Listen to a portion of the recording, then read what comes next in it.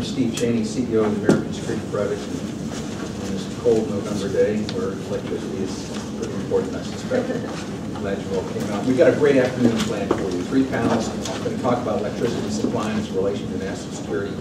Let me just lay down a couple of ground rules right up front. Electricity is important, so conserve it and turn off your cell phones.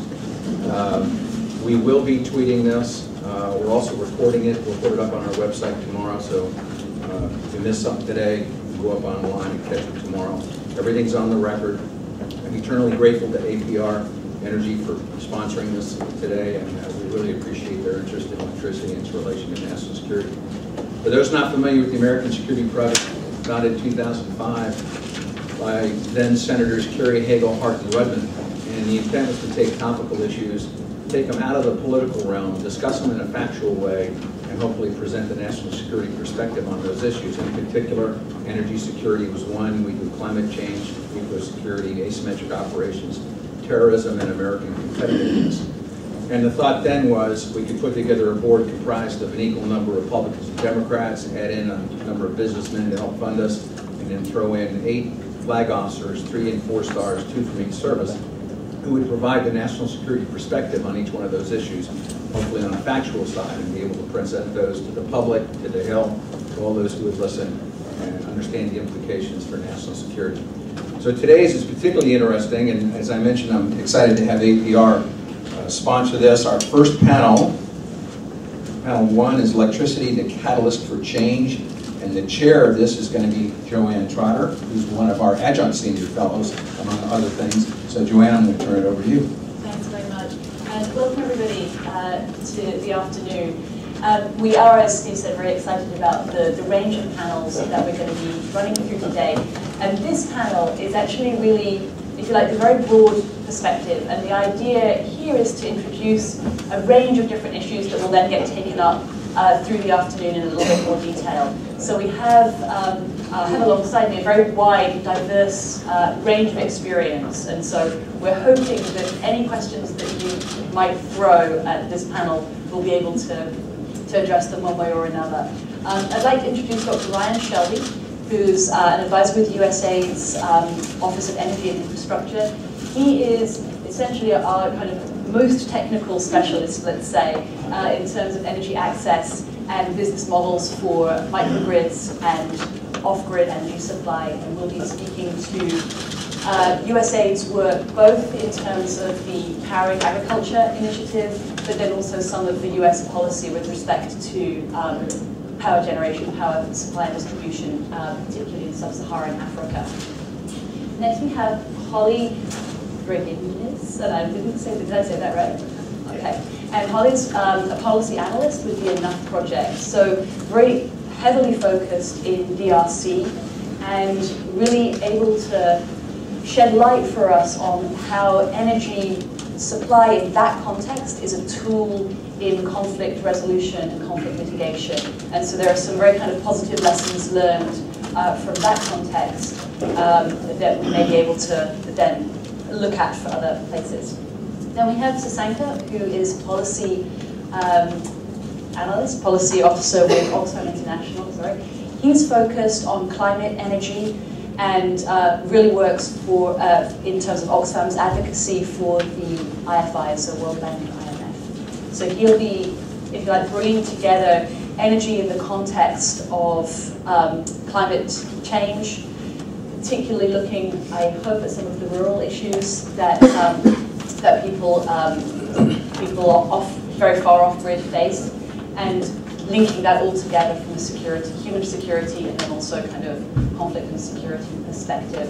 And then we have Mark, who is a former Marine and was operational in Afghanistan, Thailand, has a heavy focus, I think, on education and training, and can speak to these issues in terms of the impact from a kind of military perspective, of the role that electricity supply can play in the kind of, I'd say not mitigation of conflict, but the kind of, yeah, resolution of conflict. So very diverse panel. It's a pleasure for us to be here. The form will be basically each of the panelists will talk for up to 10 minutes, And then at the end, we'll have about 20 minutes for Q&A back and forth, and hopefully we can have a very kind of lively discussion with and between the different panelists. So thank you very much, and I will hand over to Dr. Shelby.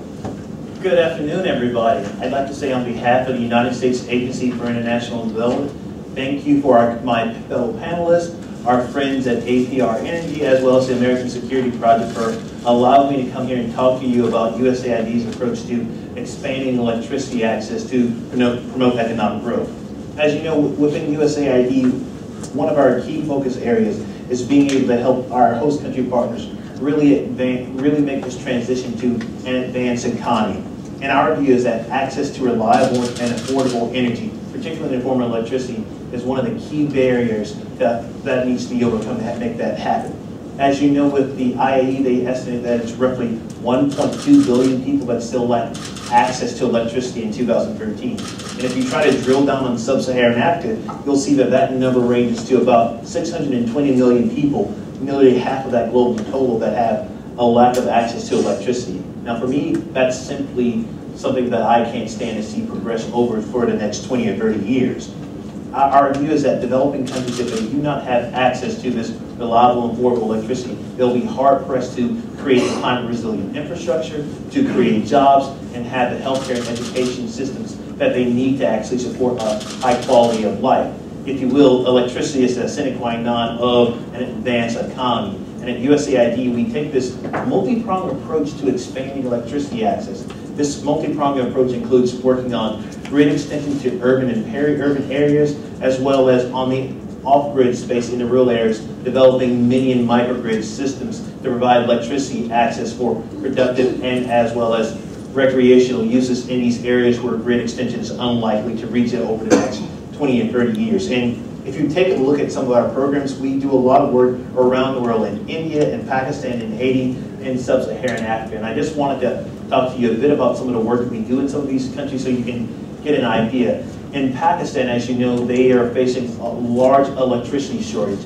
On average throughout the year, it's 4,000 megawatts. During the summer, that can quickly increase to 7,000 megawatts. So USAID has worked with the government of Pakistan to add on an additional 1,200 megawatts of energy into the grid. Through our PDP program, our power distribution program, we've worked to actually help the discos reduce some of their electricity losses. This has resulted in a savings of roughly $133 million, as well as we work with them on installing smart meters so they can have a better understanding of who's tapping into the grid, their electricity usage, and really address some of these theft issues.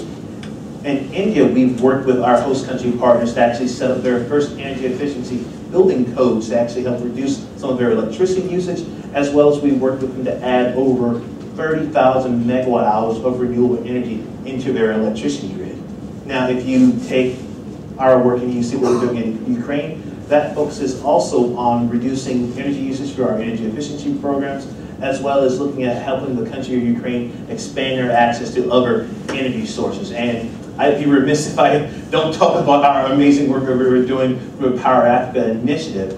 As you know, through Power Africa, we work with the country of Nigeria to help privatize some of their distribution companies, as well as for our work in Tanzania for our development credit authorities. We've been able to provide loan guarantees to renewable energy companies to actually start setting up power generation facilities.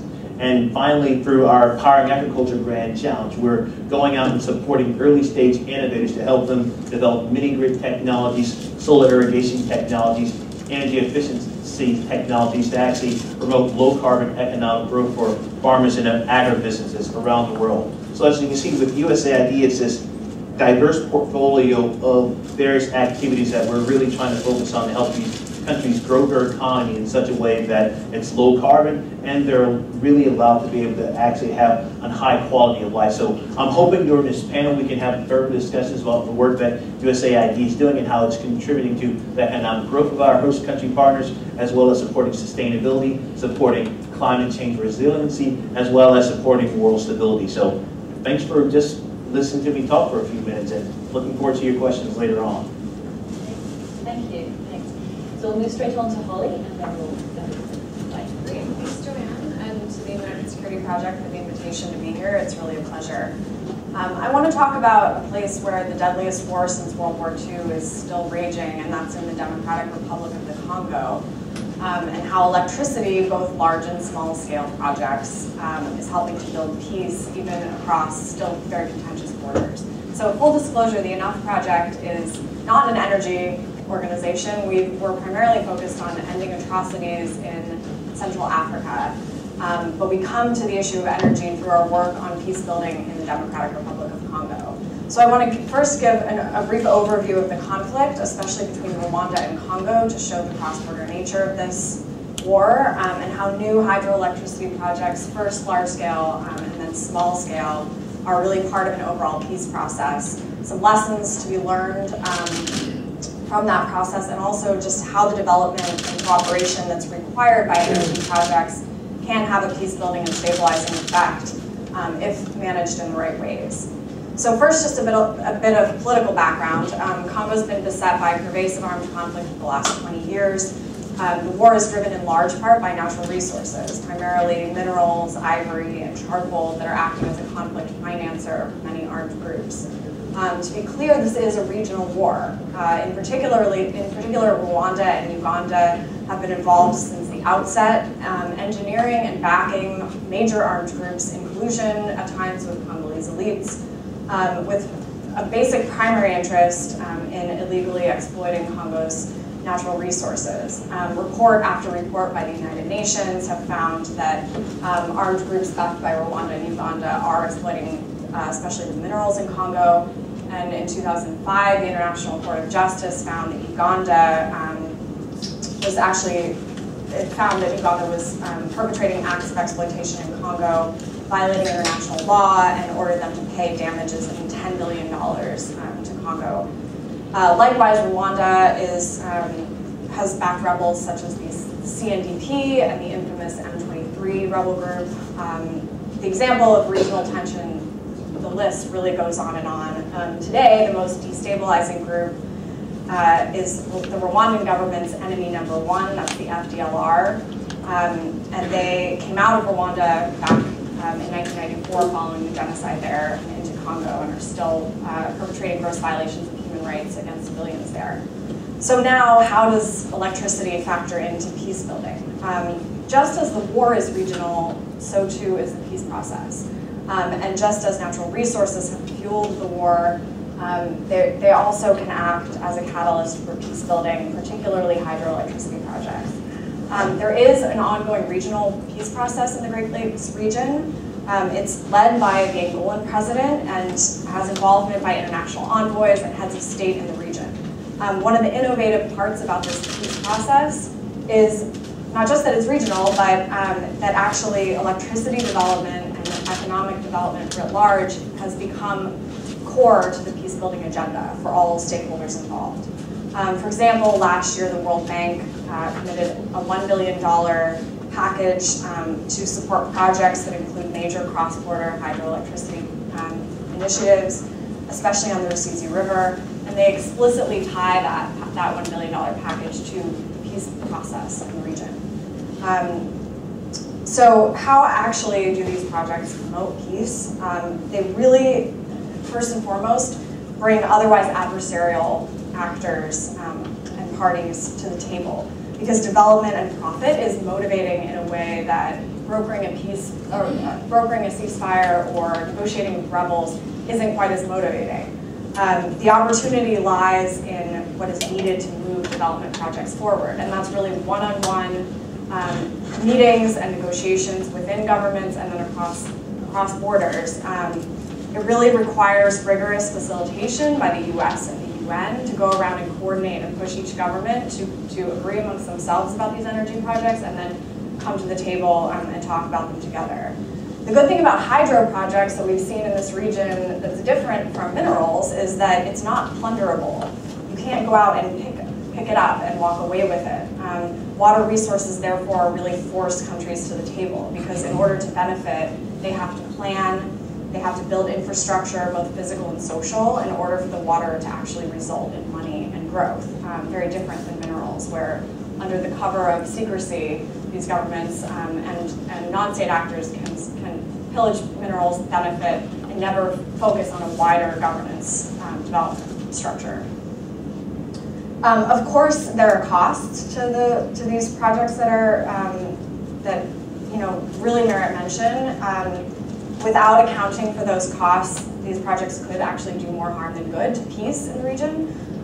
Two major concerns. First, there are huge costs, as I'm sure many of you know, to building mega dams, primarily to the environment and societies near the dams. That includes displacement, flooding, noise, construction needs like new roads, and all of these have potential for negative impact. So we want to make sure that there are early and frequent environmental and social impact assessments and the expertise of non-state groups that have knowledge in environmental and social impact of these mega dams.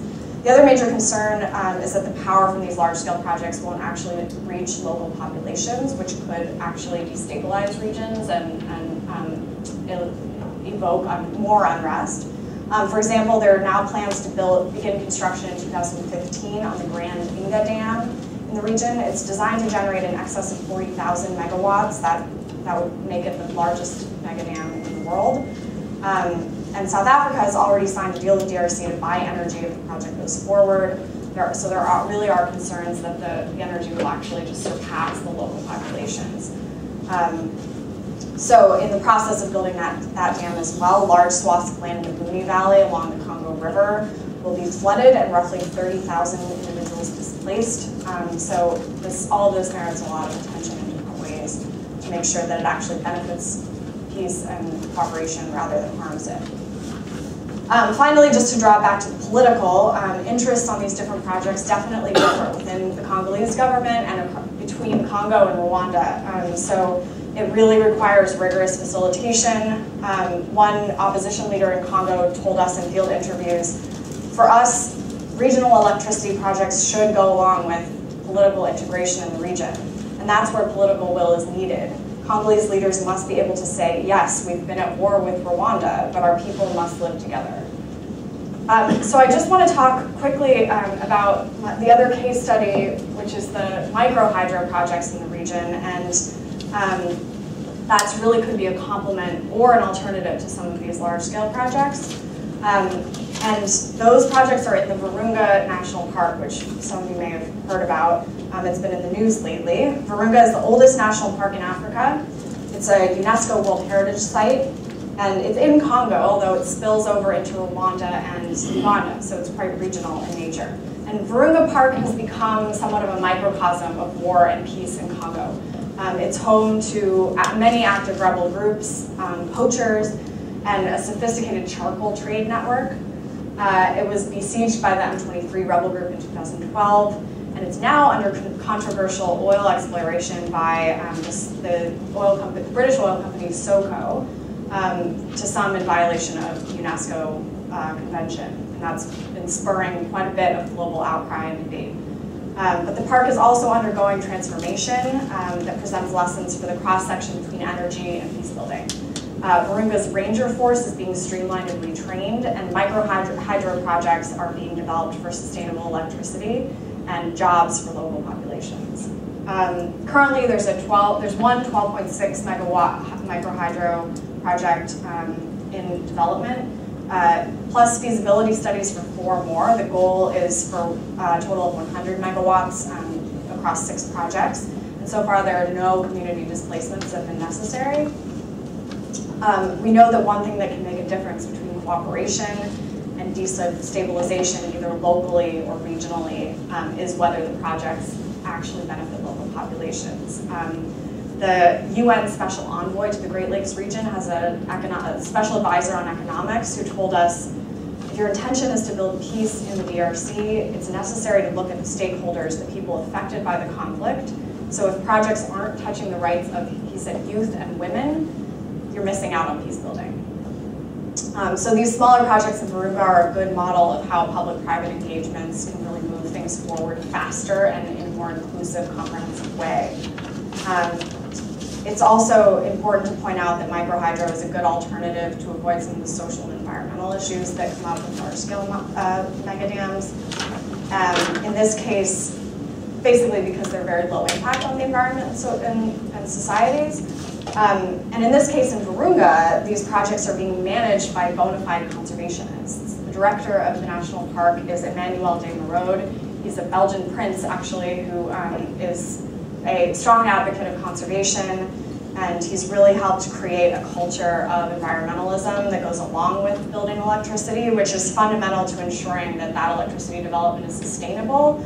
And to us, that's fundamental to making sure electricity can actually promote peace. So, looking forward to the questions. Thanks. Thank you, Lily. I will pass straight on to Sasanka. Great. Thank you, Joanne, and thanks everyone, and American Security Project for giving this opportunity. Yeah, this is a really, I think, a really well constructed panel in that it's allowing us to look at all the different lenses when it comes to electrification and the impacts that has on security. And as Joanne mentioned, I want to try and talk about one of the aspects that certainly us as Oxfam, as an anti-poverty and rights-based humanitarian campaigning organisation, work very strongly to look at the impacts of climate change this has on the poorest people. And it's certainly a very easy segue to make that when we think about climate change and the threat, firstly, that it has on the poorest people. For us, we work very much on the lens of food and food security.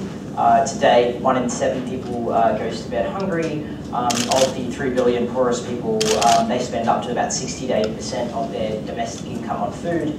And at the same time, there's been severe food price volatility spikes and increases in food prices, which have been directly attributable towards climate change. I mean, I'm no economist, but I do listen to what economists say, and there is a direct correlation between the price of energy and oil and the food prices spikes that we've seen. The IPCC, so this is the Intergovernmental Panel on Climate Change, released their 5th assessment reports, and they basically said that there's up to I think it's an 84% chance increase of higher food prices due to the impacts of climate change over the next century. Similarly, there's potentially up to 400 million people, I should say, who are going to be facing greater food and water shortages.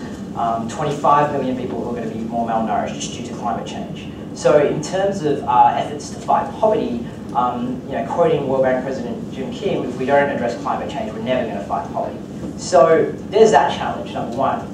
Secondly, I think Ryan pointed out that energy is inexplicably linked to efforts to fight poverty. The 1.2 billion people who lack electricity really are hampered by, say, efforts to simple things by having lights to read their school books, or electrification for refrigerated vaccines, to irrigation for pumping. There's no chance that we can fight poverty or global hunger without access to electricity.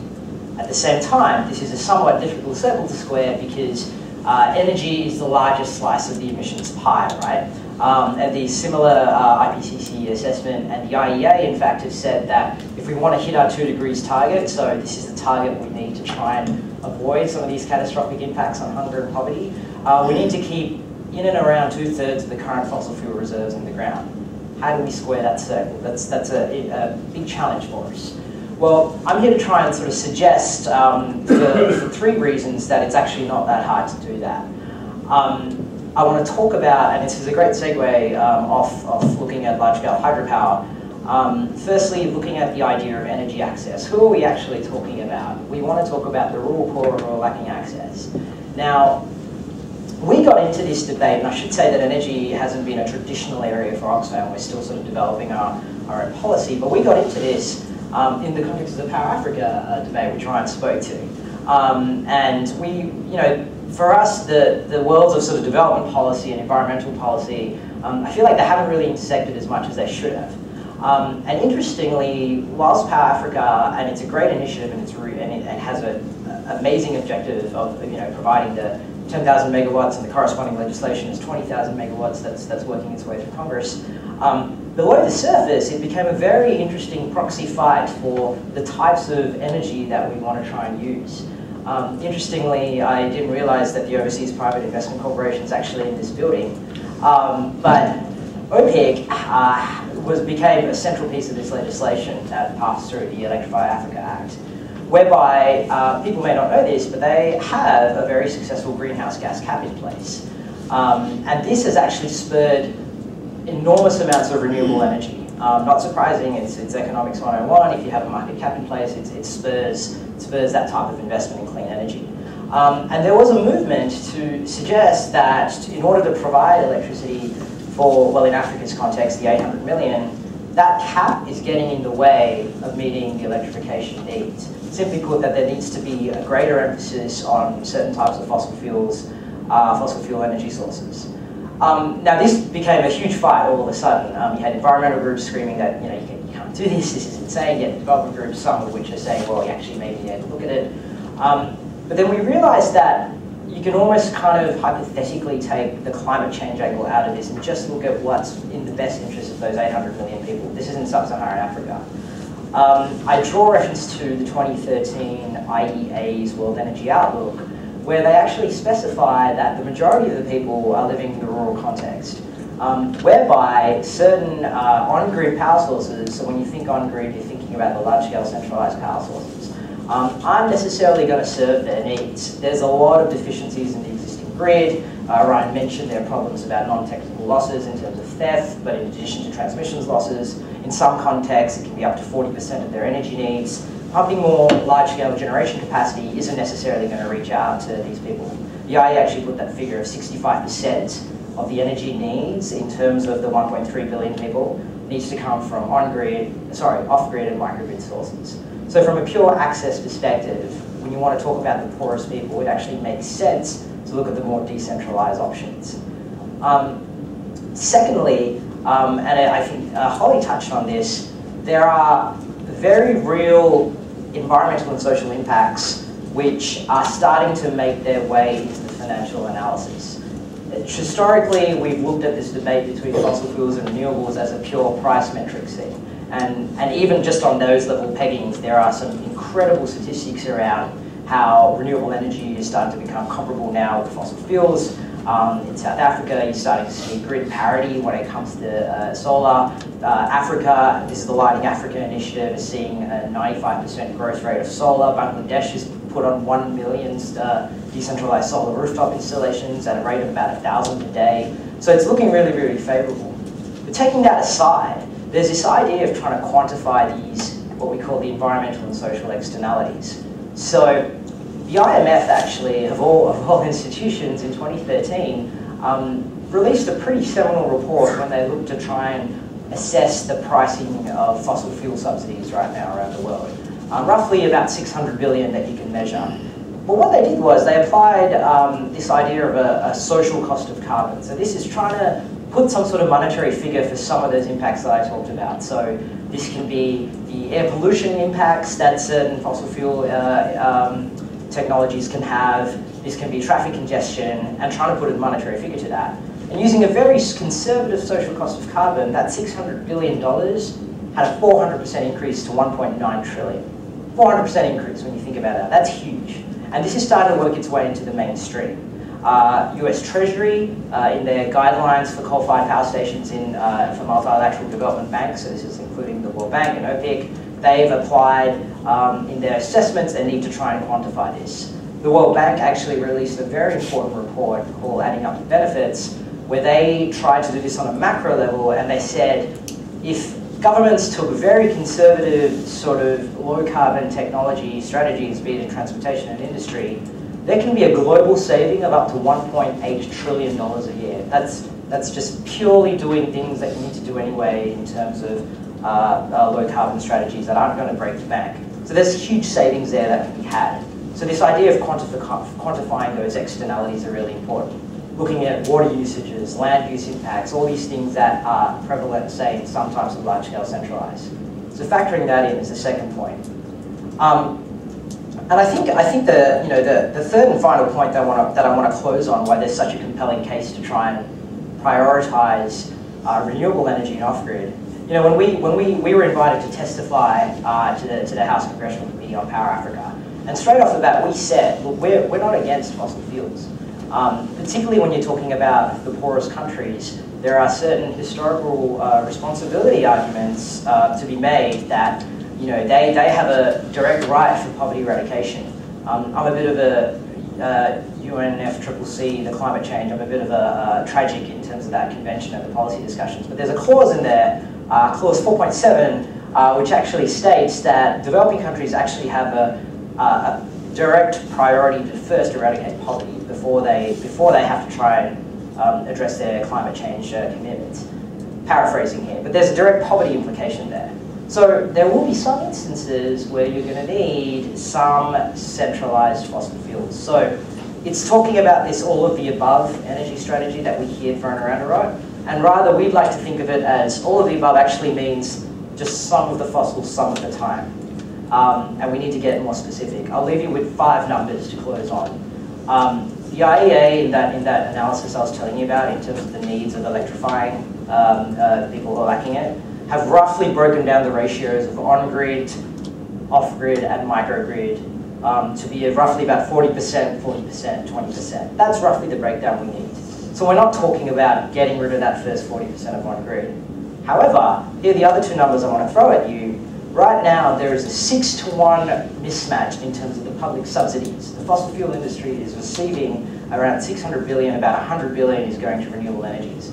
Now there's a mismatch. All we're talking about is a rebalancing. So particularly when we're talking about public finance for development needs, we're saying there needs to be more, it's more strategic to try and push that towards off-grid renewable sources, which have a better benefit for the poorest. So I'll pause there and really welcome your questions on that. Thank you. Thanks very much, Sasanka. Great, and so we'll pass lastly to Mark to close out the presentations from the panelists, and then we'll move into questions. Thank you very much, Joanna, and fellow panel members. I'm obviously not an electricity expert, but I am a practitioner in the military of stability operations, which has been very big in the last 11 years. And we've learned a lot. The 2 biggest points to practice stability operations is really what we call pre-conflict, or phase 0, and post-conflict, phase 4, and the way they break out our phases of a military operation. I will talk about some specific examples today on dealing with phase 4, post-conflict stability operations, but obviously as you listen to these fellow panel members, it is much easier to do this stuff before conflict, and ideally to avoid the conflict in the first place. It's much more cost effective, and that needs to be the focus. Because in the post-conflict phase, it becomes very difficult and everything is magnified. And I hopefully will give you a few examples of how that happens. One of the things to sum up, I'll use Iraq and Afghanistan. I have 2 very similar but different experiences working with local governance there. And the first one, obviously, was Iraq. Right after we invaded, Iraq was a very totalitarian state, very centralized, like Sass is saying. Everything was controlled from Baghdad and the top, but it was also a relatively developed nation as well. So there was an expectation of electricity. There was this need for it, because once they had it, there was a desire to have it more. Even though in the 90s, electricity had gone down, the production had gone down, there was still an expectation to have a certain amount of electrical power. And in the wake of the fall of Saddam Hussein in Baghdad, electrical power shut down. There was no power to, in the place I was Al-Qut in Wazid province in Iraq. And this became a huge issue because people's livelihoods, restaurant owners all their meat was going bad, all their produce.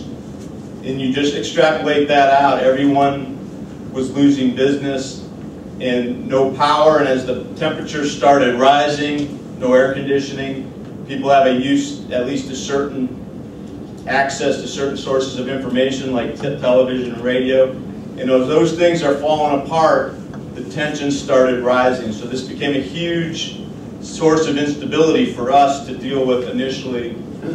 The problems we had, though, were because of the massive looting and some other damage and infrastructure issues over the years, it was very difficult to get this back up and running. And anytime you would get a power line up, it would get shot down or destroyed either by insurgent specific focus attacks or purely looters that were trying to get aluminum and copper wiring out of the lines, the transmission lines. And so this made our challenges that much more difficult throughout the process. One of the great quotes I have from our deputy provincial governor, though, was, and this is kind of where the nexus of, I think, power and security come into play, is if you don't have security, you don't have electricity. If you don't have electricity, you don't have security. And this was an Iraqi that I respected very much, and he was right.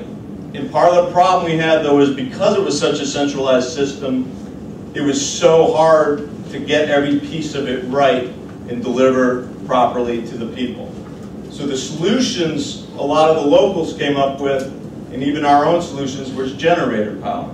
But the problem with generators is they're very inefficient and they consume a lot of fuel.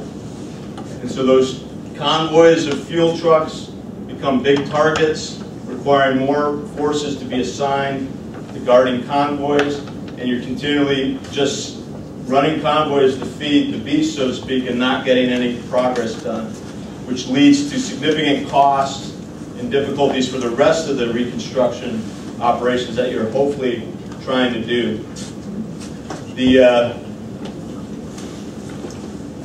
ripple effects too. Without power, sewage and water was an issue. And so you had to prioritize these things. But as you keep prioritizing the delivery of basic services to prevent disease and to take care of the humanitarian issues, you cause all these other ripple effects that are now making things get worse and worse for you, which then leads to a much greater problem than you probably would have had in the first place had you properly prepared for this or been able to control it up front. I'll put it in perspective that the two biggest moments of what I would say is outright mass population joy in the city, which was about 400,000 people, were when we finally lifted the curfew, the initial curfews, and then when the lights came on. When that power switched, it was like a party. And it was a mass, it was a great moment of relief. The problem was when the power shut off a few hours later, like, where the hell's my power? And so that's the struggle. And that's often a struggle, and I think they just, I'll get into it with Afghanistan, but sometimes a little power is more destabilizing than no power, in that people have an expectation for it. And there's, as you get more power, if you look at it, people will take more power. You keep continuing to need more and more. It's kind of like bandwidth. If you have it, it'll be filled. But it is definitely, especially in a more modern society like Iraq was, it was a hugely important issue. The other example I will use is rural Helmand, Afghanistan, in which power itself was not an expectation because they hadn't had it. It was very decentralized in terms of very little government control down to the village level. But, like Sass was saying, power was a solution to many of their other higher need problems, like irrigation, like education, and those kind of things. And so as we stayed there over the years, you saw a much greater need or desire for power, especially in a rural setting, is different than an urban setting too, as we have already talked about on the panel. So as those villagers would go to Lashkar-Gah or Kandahar or Kabul, they would see the effects of the power. They wanted it. And so the most recent survey that just got released yesterday from Asia Foundation on the Afghan survey of Afghan people, electricity at the local level was the #2 issue of concern only after unemployment. But that's because they're being exposed to it. And it had another, what I think, a hugely liberating fact, was as more mobile phone access, more radios, and more televisions started being put into play, you actually had more civil society engagement, and you actually had more accountability for the government. One of my favorite examples was the governor I worked with at the district level. We kept pushing him that there's issues with the health clinic. You need to get in there, and didn't care. But it showed up on the local provincial news that night.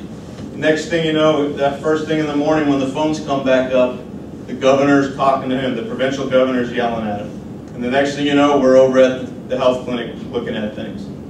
And so there's that accountability factor that power enables that makes these post-conflict situations, or ideally pre-conflict situations, more manageable. And my example from putting it in perspective in Afghanistan, when I first went into Marja, there were very few lights. It was almost pitch black as you fly in at night. The year and a half later, when I left, there were lights all over. Not a huge amount of lights like an urban center, but everyone had come up with local solutions, because this is something that we were not necessarily providing other than indirectly through the economic boom that occurred with our development spending. Locals were buying their own solar generators and other solar and small micro hydro devices to get themselves power at their own level in a very decentralized way, and more importantly, a very sustainable way, because some of our solutions were generator heavy and completely unsustainable from a fuel cost and a environmental cost as well, but just not going to happen in the long run. And we're facing that problem now with Kandahar, as a lot of that has been powered by a massive generator complex that costs us roughly over $1 million a month just to keep running, just on fuel costs and maintenance costs. But once that money gets pulled, you're going to lose a lot of factory jobs, and a lot of other economic impacts will occur in Kandahar at a very critical point for the new Afghan government. And so ideally, when we leave in a stability operation, we want to leave it so the host nation can succeed. We want to, whatever that legitimate government we leave in place is to be successful. And unfortunately, with some of our solutions, that is not always possible. The last thing I would like to talk about on a security standpoint is our own military's dependence on power. And it can kind of become counterproductive in some of these stability operation scenarios because of our own massive needs for fuel. I think there's one estimate: the average soldier in World War II required about 1 gallon of fuel a day if you include all the maintenance and logistics and everything else. In Iraq and Afghanistan, we were probably averaging about 20 gallons of fuel per day per soldier. So that's a jump of 20-fold. A lot of that is we're using computers, we're using air conditioning. All that needs fuel. Fuel, like we talked about, is convoys. And convoys are not only security targets, they're also sources of revenue for insurgents. They're also disruptive to local populations when huge amounts of trucks come in and shut down traffic. So we developed over the years and tested in Afghanistan some other solutions in certain parts of the world, like Afghanistan and Iraq. Solar power solutions for the military were very effective. And one of our expeditionary forward operating base, using solar panels, we reduced the amount of generator was taking up about 25 gallons of fuel per day, went down to about 2 gallons using that device. So huge, because you now reduce the amount of convoys you need maybe by 10-fold, which is a big, big advantage in the long run. But the other reason in closing, would like to just say that it's really important what you guys talked about, because I think it's always easier to work it from before it's a conflict than after it's a conflict. Because when we do, it's much more difficult to work with the NGOs who have the expertise and the need, because they need to maintain neutrality.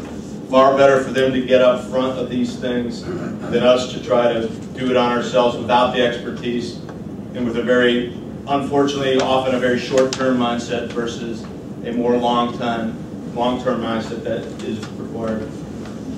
But I'll leave it open to any other questions you guys may have. Great, thank you very much.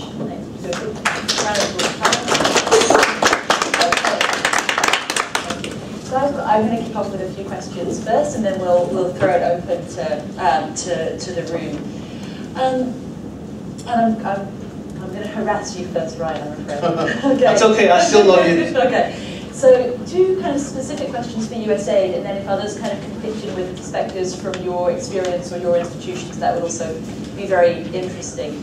Specifically in insecure environments, could you talk a little bit more about how USAID operates in terms of the way in which it supports infrastructure, construction, protection, and all of those aspects? Because I know in some of the challenging environments that you're working in, some of the energy infrastructure becomes a real kind of pawn, basically, in a much wider game.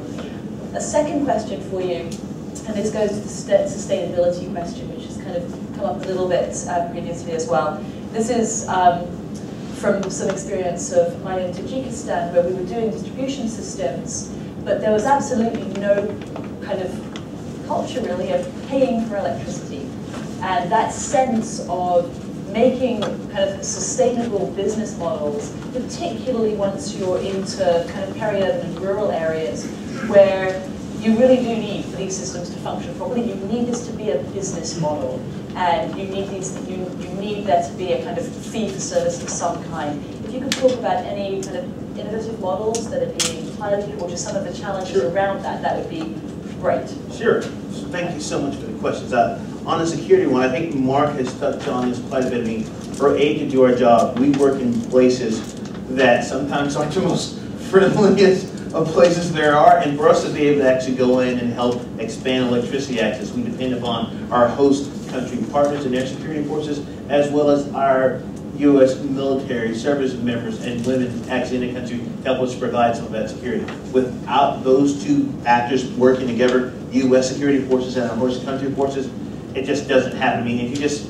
take a look at what's going on in Liberia right now with the Ebola epidemic, you've got USAID personnel right there working with our host country counterparts and with our American service members actually going out there, building some of these clinics, working on getting people to and from these remote areas into these hospitals. But without security, I think Mark mentioned it already, our job becomes increasingly impossible. So that's why we spend a lot of time on the planning aspect of it, making sure that all the major stakeholders from here in DC, host country government, and in our U.S. military understand what we're trying to do. We work on coordinating our planning schedule and really trying to understand each other's strengths to get it done, because I think one of the things that aid wants to try to avoid is that going into places where we put something down and then it gets destroyed 5 years later after we get done. So beyond just working with coordination, we also spend a lot of time working with the community members to really make sure that we understand their needs, understand their primary goals, and really try to help them work with us in actually doing the actual design and implementation of these projects. So they have shared ownership and control over it. So once we leave it, they know how to operate these systems. They know how to maintain these systems. And since they put a lot of individual sweat equity in there, it's our view that this is going to provide some sense of ownership that they will be willing to actually protect these systems once we leave. And this kind of gets towards your other question when it comes down, well, how do you ensure you have viable business models? I'm an engineer by training, but most days at USAID, I spend a lot of times on understanding the business models, supporting mini and microgrids and other decentralized energy technologies, as well as spending a lot of time on behavior change, really spending time understanding the user needs of our target end user groups, understand what their priorities are, their value systems, and really working with them to figure out, well, how can we design technologies that actually meet their needs and cultural values and not the other way around, forcing their needs and value systems to map onto the technology. I know it's an odd thing for an engineer to say, but through our Powering Agriculture Energy Grand Challenge, we find innovators, companies here in the U.S. and around the world, and we provide them with this initial seed funding so they can go out and not only just develop and pilot their technology, but work on the business model design, really working on helping them understand their market in terms of who their users are, their needs, and really being able to set up the technology and the payment system such that, one, people can pay, they understand the value of paying for this. A good example of this is Earthspark International. They are an organization here in DC that we funded for Powering Agriculture. One of the reasons why we love that organization is that they actually spent the time to go and make the connections with their target community in Les Anglais, Haiti, and understand, you know, how they're spending their hard-earned resources right now. I think they estimated the citizens were spending $10 a kilowatt hour just on lighting using kerosene. And then when it came down to cell phone charging, it was roughly, sorry, it's $10 a kilowatt and roughly $4 a kilowatt for cell phone charging. And so they're able to make the case, look, we can provide you this stable, reliable electricity for roughly $1.50, sometimes 50 cents a kW. And they made this value proposition for providing, taking time to understand how they're currently using electricity, what's their main things that these citizens actually care about, and working with them on that, understanding, well, how we're paying for this on time allows this service to stay in place. So I say on that note, for me, I spend a lot of time understanding who the target end user actually is. So value systems and really figuring out how can we design a technology to meet that goal. It's not an easy challenge. Theft is still a big issue. Payment on time is an issue, but we found that if we work with our host country counterparts, and particularly the citizens that we're trying to benefit, early on in a project, there's a shared ownership that comes in. So we realize, well, it's not a USAID project, nor is it the government's project. You know, this is something that we belongs to us, this is ours. And so I've started seeing some of the work that I'm doing that the citizens, they want to maintain the systems, and they realize, well, we need the funding to actually do the operation and maintenance. So I think that's this best approach that we have to it. But again, without our U.S. military counterparts and our host country counterparts, and us working with the actual end users, we can't get our work done at all. Fair enough. Would anyone else like to comment on those things? Sure. So on operating in insecure environments, the Enough Project doesn't have programs, but we're very involved in monitoring and supporting certain projects being developed in Eastern Congo in very insecure regions, primarily in the mining sector. And I think there are some lessons that can be drawn from that. It's infrastructure built in the middle of the war zone. I think Ryan's points about inclusivity and consulting with local populations to really understand needs is key. That should be at the forefront of any policies going forward, building and making sure that security is accounted for. I would say three major tools are needed when it comes to these kinds of projects when security is really an issue. First, on inclusivity, that there should be grievance mechanisms for local populations to voice concerns about possible violations of international and domestic law, or simply companies' policies on social and environmental impact especially, so that those can really be reviewed and dealt with in a transparent and thorough way. Second, that any deals or arrangements with security forces, whether they're state-owned or private security, is transparent and again done in such a way that the local populations are consulted and really understand the rules and can keep everyone accountable to those in situations of high stress or high pressure. Even in peaceful demonstrations, we're seeing arbitrary arrests happening, just a lack of transparency about what it really means to keep an area secure when there's a threat of an armed group around it as infrastructure is being built. And then the last is just to deal with the security issue in a very multi-stakeholder way, not just with local populations, but in Eastern Congo, for example, keeping new mining projects secure involves local NGOs that are monitoring the situation, a new civilian police force that's trained specifically to monitor mining trading routes and projects themselves. And then the peacekeeping mission, the NUSCO, is also a part of their forces are dedicated to keeping areas secure and making sure that security arrangements are transparent and by the book. And then lastly, that international human rights monitors and observers can be part of that effort. So. Yeah, not too much to add. You can tell we work in the same field. I literally had the three same things on consultation, risk conditions, and consultation. I'm not kidding. I'm Excellent. But just to say, certainly for Oxfam, we have a very active extractive industries project program, which works often in Congo, conflict-affected states, and those two things I'll touch on. The consultation of local voices is critical. Particularly when you say looking with Indigenous groups and the right of free, prior, and informed consent, and making sure that their voices have a say, or even if it's not a consent a consent sort of basis, making sure that their needs are sort of being met when these projects are being designed. On transparency, couldn't agree more. A lot of what we work on in those extractives programs is looking at both revenue transparency and contract transparency as well. So when you're hammering out these deals, trying to make sure that there are enough provisions for, and certainly nothing nothing that's corporate corporate sensitivity, but yeah, basic information which can be provided, which allows that accountability. I will also touch on the sustainable business model question, and yeah, Ryan, I don't think it's a strange thing to ask for an engineer at all. I'm an engineer myself, and I think, you know, we drive ourselves on metrics and accurate information. And I think there's a real problem with having data which is too aggregated. We need to get down to a far more granular level in terms of, you know, don't just look at megawatts of generating capacity. Look at how is that power affecting the smaller sections, the poorer sections of the population. How is there reliability of power flow?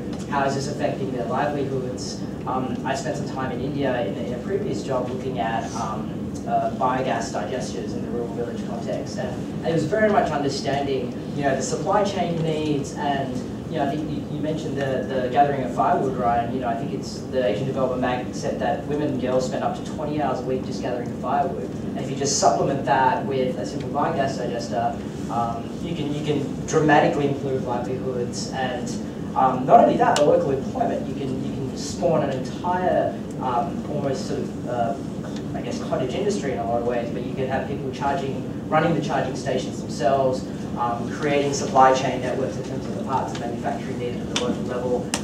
So I would say that, yeah, just understanding metrics in a more granular level that are directly the needs of the poorest would be a way to sustain these business models. Not much other than, yeah, all these, the more complex it is, the more it has to be a whole of government, and really not just whole of government, but what we call GEM, joint interagency, intergovernmental, so UN, agencies like that, as well as NGOs and multinational. So you have to work by, through, and with the locals, you have to. But sometimes, I mean, the challenges are, I think there's two challenges that I bring up, and one is the unintentional brain drain that sometimes occurs, especially like in Afghanistan, where you get donors saturated. We end up paying more for our translators than the governors are getting paid. So we create this, all the best talent is probably working for me, and not the guys I'm trying to legitimize sometimes. So you have to struggle through that, and you have to think about that. And the other problem is, often in these environments, is what if that government you're supporting is part of the problem? And how do you, without completely undercutting them, get that resolved when you're not completely in charge? And those are always challenges, and I'm sure you face that in Congo. Great, thank you. So I'll hand it over now to the room and just collect 2 or 3 questions, and then, yeah, the microphone is coming to you. Thank you. Technology question, perhaps. What role is direct current microgrids going to play in the development of developing countries? Is that on the discussion list right now? Direct current microgrids? Okay, thank you. And then there was one just at the back. Thank you. My name is Yaya Funusi. I'm with the United States of Africa 2017 project. Thank you very much for what you're all talking about. We were advocating that in the 60s.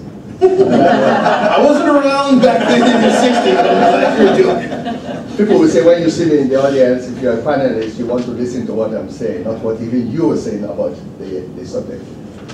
Thank you very much, Mark. Prevention is better than cure. So have you ever heard about this African Union document? It's called Governance, Elections. Call the Executive Director of National Endowment for Democracy and let him give you, each one of you, a copy. And when you're having your discussion, you ask which countries in Africa have, endorsed that, because it's supposed to be the law. Otherwise, all the things you're trying to do, eventually somebody else will get upset because these governments are not doing things, we blow them up. then there's a question at the front. Let's take those three.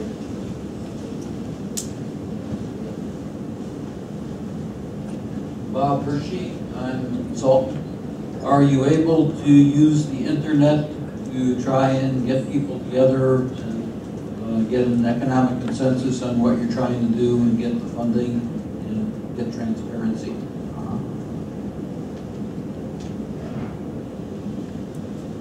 Thank you.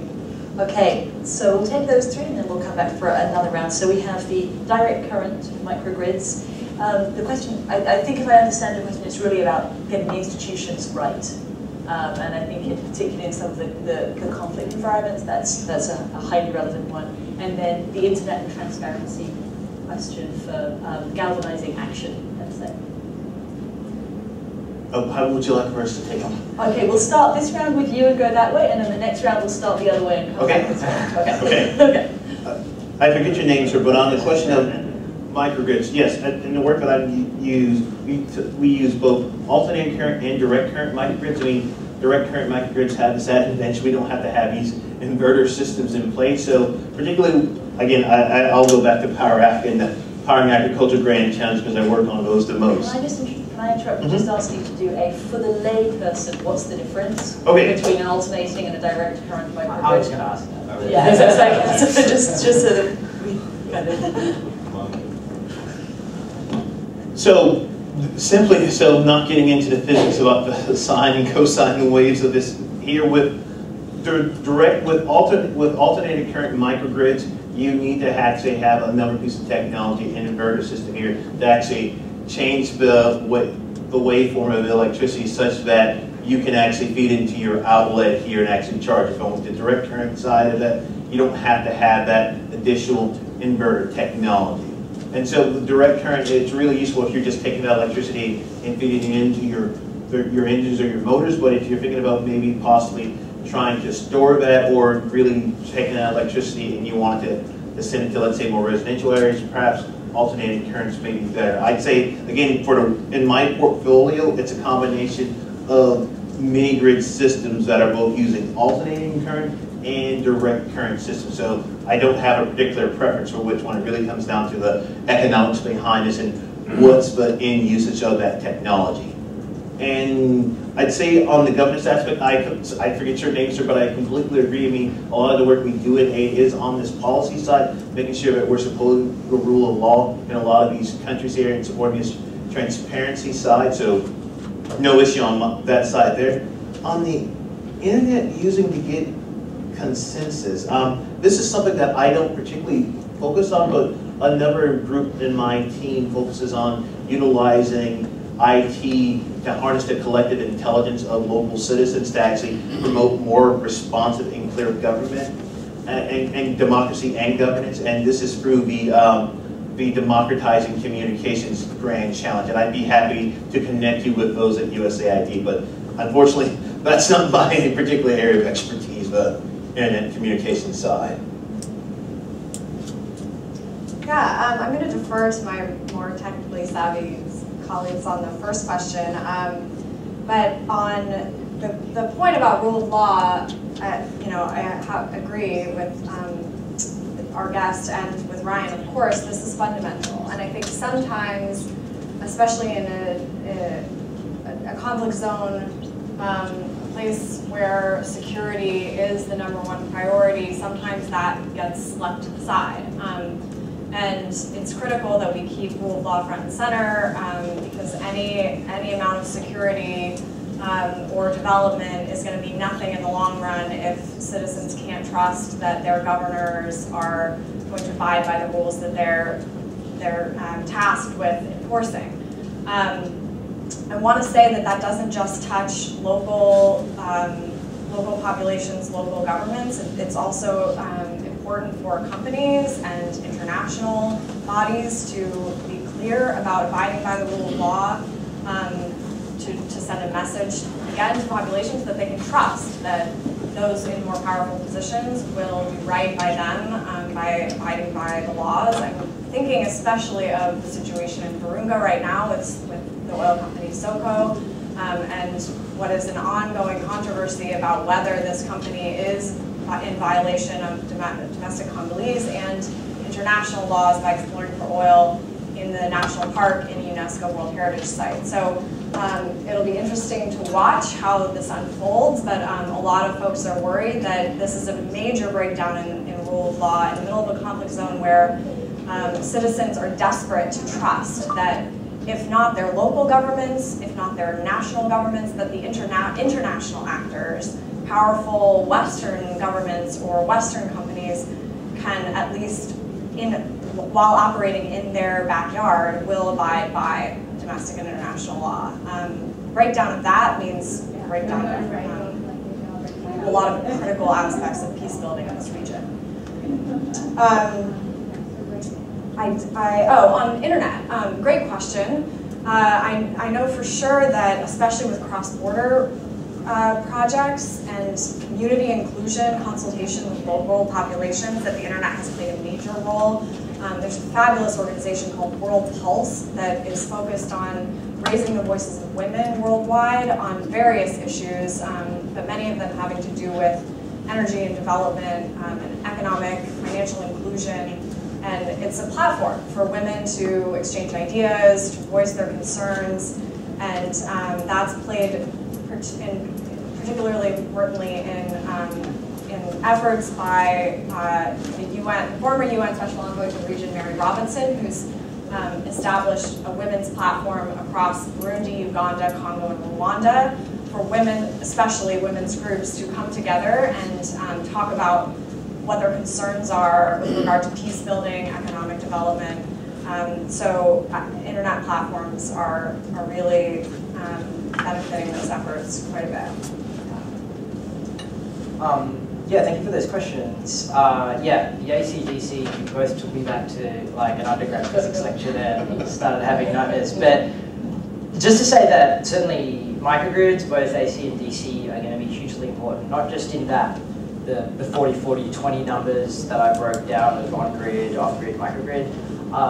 But I think there's huge potential in terms of tying up the gaps that we're facing in sort of the differences between baseload and peak load power. So this is sometimes an argument that people throw at you that, hey, what happens when the sun doesn't shine or the wind doesn't blow? And largely it's a bit of a myth. Germany is a great example of this, where I think a couple of months ago, they actually for the first time ran completely 100% on renewable energy for about 3 hours. And that was because they were able to tie up their grid so perfectly well. Everything was talking in sync, that when you had deficiencies here, you were able to switch something else on here. And that's kind of a similar thing that we're trying to do in this idea of looking at microgrids. So I think it's going to be hugely important. That actually segues to your questions on the governance, and thank you for referring me to that document. I'm gonna go look that up. And this is something I forgot to talk about. This is another example where decentralized renewable energies have a huge advantage over centralized power sources. I don't know enough about the DRC, certainly just what I've read, but I know that it's been a huge problem with, say, INGA 1, 2, and 3 right now, where the state-based utility has huge corruption issues. There's been millions of dollars lost through there, and even after INGA 3, 90% of the population still don't have access to electricity. When we were engaging on the Hill in Power Africa, a particular congressman or woman, in a meeting that we had, let's just say their position on climate change wasn't necessarily what I would think it was. But when we talked about these governance issues, straight up they said, look, I'm all for solar and wind if it means that we can avoid some of these corruption issues. And even their staffers who were in the room kind of dropped their pens. Like, I can't believe this person just advocated. And that's a huge way in which we can go for the win on this. So the governance aspect is really important, and I think it just reiterates the importance of decentralized off-grid, because there are local empowerment issues that come with that as well. You don't have to deal with large centralized bureaucracies. It's at the local level, it's self-run, it's, the livelihoods are self-sustaining in that manner. Just quickly on the internet, I mean, absolutely, but I'd sort of say twofold. I mean, we very much use it in a lot of our advocacy and campaigns, whether it's mobilizing our supporters over Twitter or doing e-actions to try and change large institutions and private corporations. Incredibly important in much the same ways that were mentioned in terms of sharing knowledge. But I guess the flip side is somewhat ironic that you do need electricity for that in order to use the internet in some of these rural contexts. And sometimes I do a lot of work with the World Bank, for example, right now, and there are these global consultations happening right now to look at their review of their environmental and social safeguards, which is great, but sometimes a lot of information is just put up on the internet. People don't have access to that in the far-flung regions. So it's sort of a double-edged sword that it's very powerful for advocacy, but at the same time, there's a lot of work that needs to be done to make sure that people have access to that material. Thanks for the education on microgrids. That, so I'm not touching that. But on the governance / I think you said rule of law is how you interpreted that. Hugely important, and I'm a big proponent of a dual track method. I think in Afghanistan at one point when we got frustrated working at the ministry level, we decided we'll do it all at the local level. You really need to work it from both ends.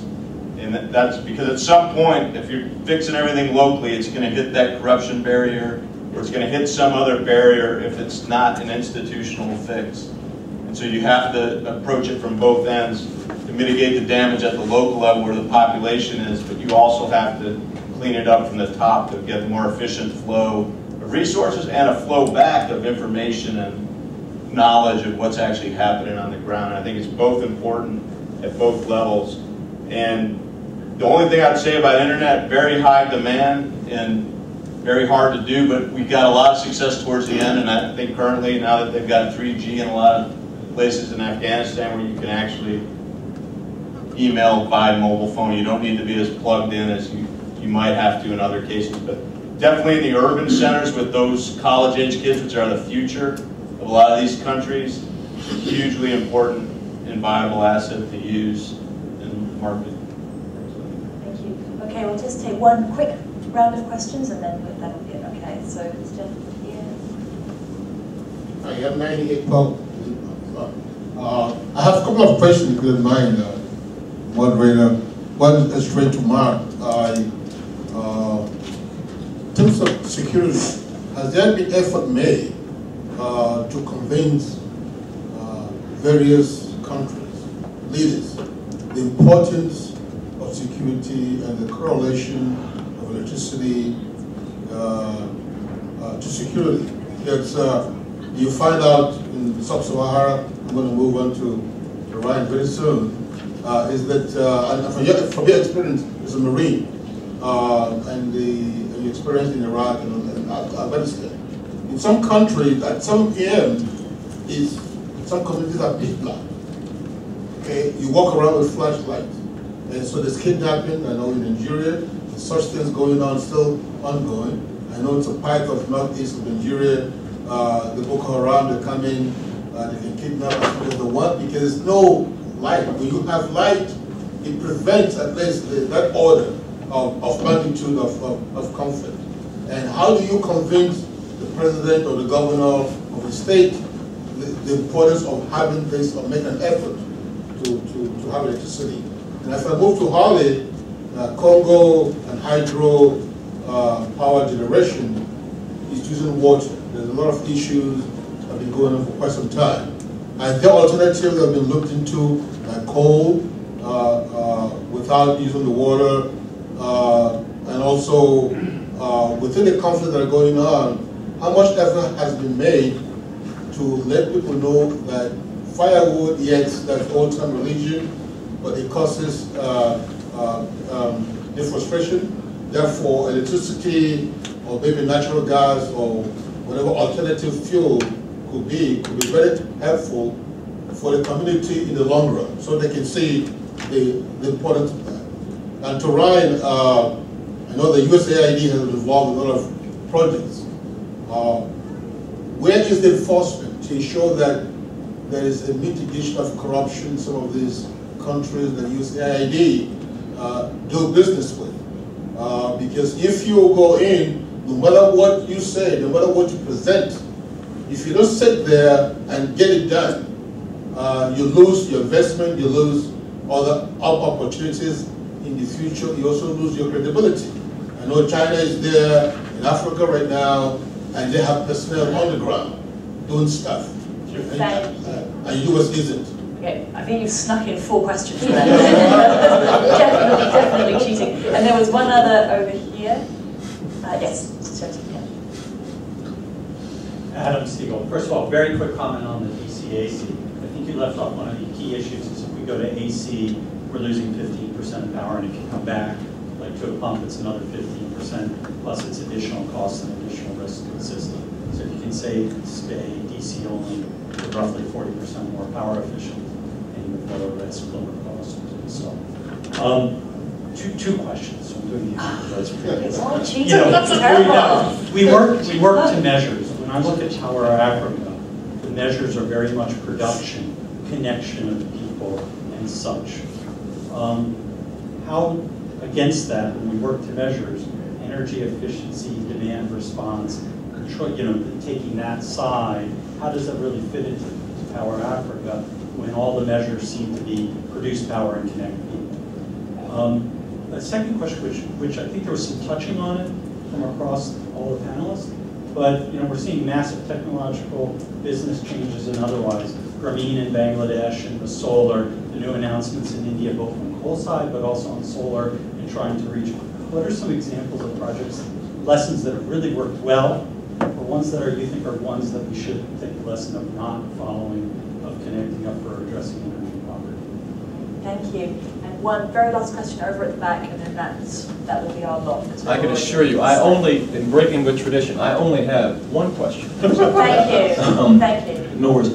Thanks much for the comments, in fact, and please excuse me if you sort of touched on it before I came to the forum. Could you all give us your lenses on the renewal of the great game for Africa, and any among the mercantilist states, maybe one in particular in the East, that you'd like to survey? Thank you again. Thank you.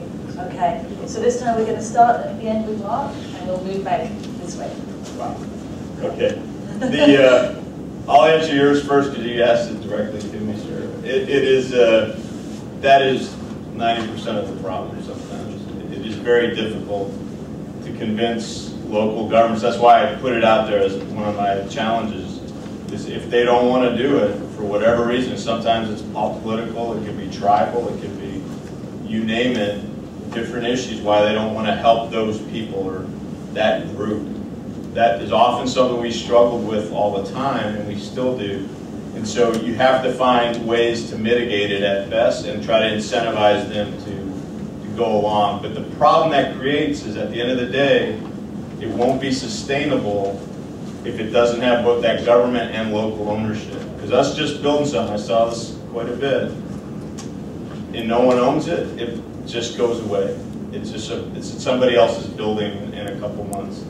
It's no longer a school or whatever. If there's no connection to the government that's going to administer that, and then also the locals that have some type of ownership in it.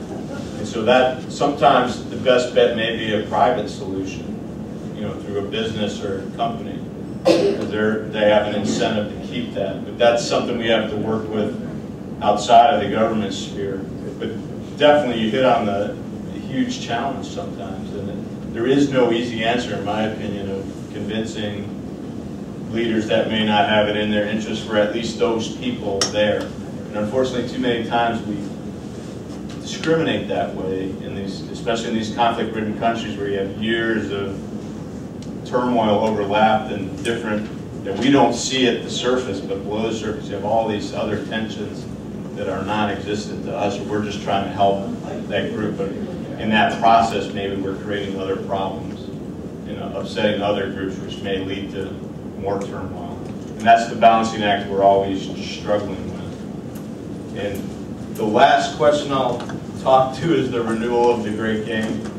It is an issue in Africa. The good news is I think Africa is better able to handle it now. I think there is development there. I was sitting in another thing about several months ago with a lot of Africans talking about Africa, and there is a concern, at least from them, of the Chinese approach right now, in that it is very mercantilistic, and they're bringing their own businesses and they're crushing the businesses of the Africans. That's a very bad model, so I would say it's a great example of where the West or the other international actors can provide a better alternative for Africa. And that would be my recommendation. I guess just really quickly to two things that may have been spoken on. Just to pick up to your points about water use, I think that's incredibly important. When we talk about any type of energy technology, and I talked about before accounting for the social, environmental costs of different technologies, water is a huge component. Coal, certain types of gas, fracking, for example, has huge water implications, which is often not included in any of the project feasibilities. I mean, the San Antonio Basin in Texas right now is just about depleted because of the huge water uses to fracking. And again, even in coal plants around the world, they don't factor that in adequately enough. So it's a big one to make sure we account for. In terms of your question, sir, on I guess, innovations and which projects don't work well and don't work well, certainly I'm not at the forefront of the research that's going on here, but a few things that I will mention. There is some interesting work that's happening out of University of Berkeley, where they're looking at, so when we talk about energy access for the poorest, there's 3 different levels. There's basic use, which is around 50 to 100 kilowatts per hour. There's productive use, which enables some basic micro and cottage industry, and then there's sort of what we have now, sort of the Western world use, if you will, high levels of consumption. And a lot of the times, these metrics we talk about is just the basic use, turning on a light bulb, which, as we can appreciate, is certainly that's on the bar we want to be aiming for, even though it's certainly a first hurdle. There is some interesting research out of University of Berkeley that's looking at, for the same outlet that can traditionally run just power up a light bulb. You can actually power up a radio, a cell phone charger, several light bulbs, an AC fan, and looking at more efficient ways of just trying to generate those basic productive uses. So that's one area. I know that there are some interesting things that we need to look at in terms of concentrated solar power. There's been some new developments right now, and again, they have CSP plants had huge water usages. If you go down, there's wet and dry technologies. The wet ones are less viable because they have huge water implications. There are some interesting things being done on the dry types of CSP using some saline solutions, and I think that's going to be incredibly critical to meeting some of those base load power needs. And finally, I probably shouldn't say this, but we have a huge challenge ahead of us to try and reduce emissions to 2 degrees, and there's the Paris Climate Convention, which is happening next year, where we want to try and move the targets to where we need to be. The US and China just had that bilateral agreement, which is great, but it's probably a little bit short of where we want to be.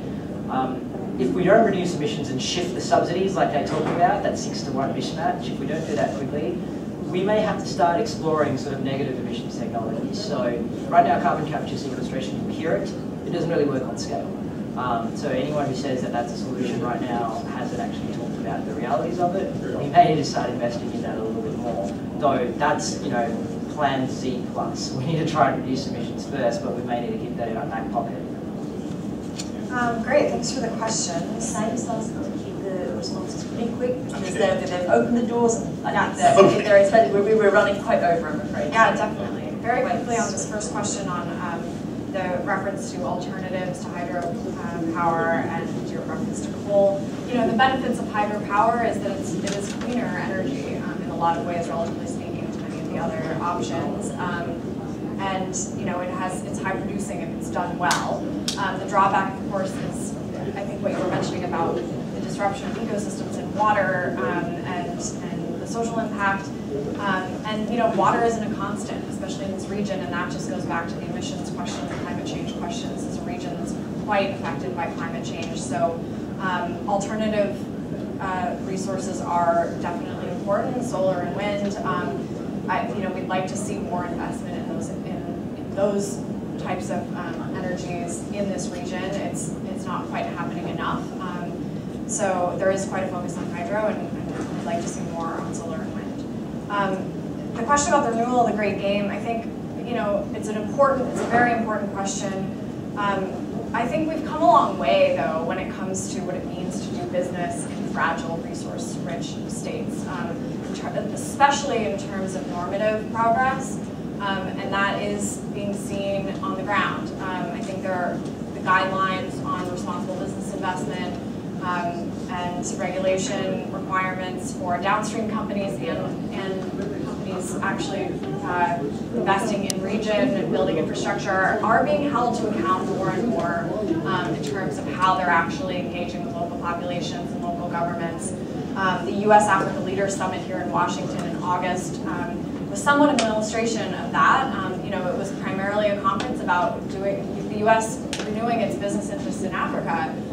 But alongside those plenaries with heads of state and business executives were civil society talking about how to keep everyone accountable to the important standards about human rights, environmental, social impact that must be adhered to if these projects are going to be sustainable and actually benefit local populations. Also in the works is an initiative spearheaded by the UN Special Envoy for the Great Lakes region on responsible investment. So we're seeing a lot more discussion about this, and you know, civil society, international and local, really just needs to keep the decision makers accountable to actually enforcing those new standards.